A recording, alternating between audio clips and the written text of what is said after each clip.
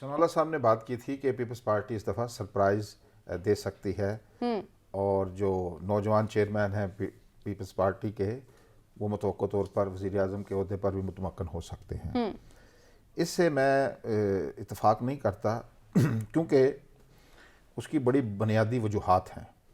एक ये है कि एक तो सिंध में उनका कोई बड़ा चैलेंज नहीं है MKM के अलावा, GDA, लेकिन मुस्लिम लीग नून और जो 3 बड़ी जमातें जब इत्तेहाद करने जा रही हैं, अब देखना ये होगा कि पीपल्स पार्टी को सिंध में कितना डेंट डाल सकेंगी। मुझे तो सिंध में इस बार पीपल्स पार्टी मुश्किल में दिखाई दे रही है। अच्छा, बलूचिस्तान की तरफ चलते हैं, पहले वहाँ से अच्छे वोट लेंगे वो इस दफा, मुझे लग रहा है। चलो ये प्रोग्राम रिकॉर्ड का हिस्सा रहेगा।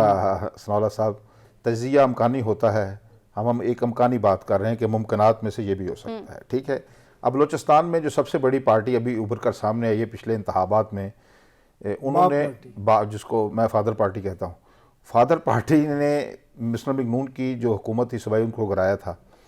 ठीक है, उनमें काफ़ी उन पर कोई गायबाना हाथ भी है।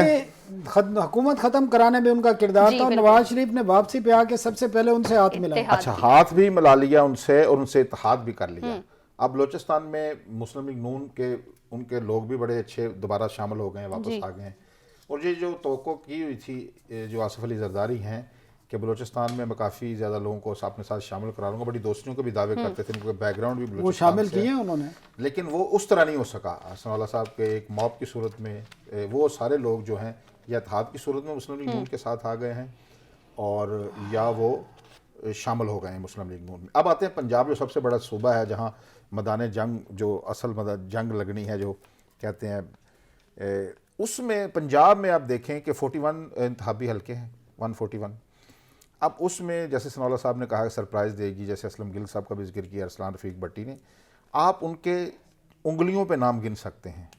बार बार हमारे दोस्त पीपल्स पार्टी के हवाले से नाम गिनते हैं, कमरजमान कायरा साहब, राजा परवेज़ अशरफ, ठीक है ना, अहमद महमूद, उनके 2 बेटे, मुजफ्फरगढ़ की 4 नशिस्तें, ये इनको गिनते जाएँ तो 10 से 15 तक ये ख़त्म हो जाती है गिनती।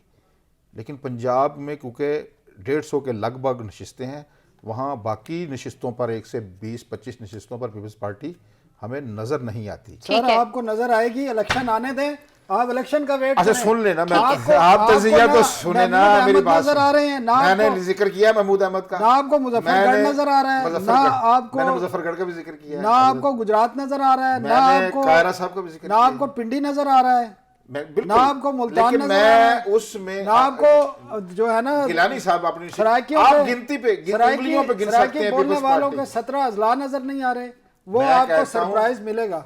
ठीक है, उसमें मैं समझता हूँ जनूबी पंजाब की ये बात कर रहे हैं बिलखसूस, वहाँ इस्तेहकाम पार्टी में जो इलेक्टेबल शामिल हुए हैं वो भी अपना अच्छा खासा शेयर लेंगे। इलेक्टेबल का दौर ही नहीं है जी, लोगों के मसाइल और हैं, वो हम अभी बात करते हैं। इलेक्टेबल्स का दौर वजह क्या है? 75 सालों में ये दौर रहा है और आइंदा भी इलेक्टेबल्स बेटर करते हैं पार्टियों में। सेलेक्टेबल रहे हैं 70 साल, इलेक्टेबल नहीं, इलेक्टेबल्स उन्हें इसीलिए इलेक्टेबल्स कहा जाता है, सेलेक्टेबल कहते हैं उनको। थोड़ा सा पॉइंट ऐड करवाते हैं भट्टी साहब, आपको क्या लगता है कौन सी पार्टी किसको सरप्राइज दे सकती है, क्योंकि हमारे प्रोग्राम में अभी सरप्राइज की बात हो रही है। देखिए जी, बड़ी मजे की बहस हो रही है, बड़ा लंबा काम है, लेकिन जनूबी पंजाब से डेफिनेटली पाकिस्तान मुस्लिम लीग नवाज को डेंट पड़ेगा, हमेशा पड़ा है, इस दफा भी पड़ेगा।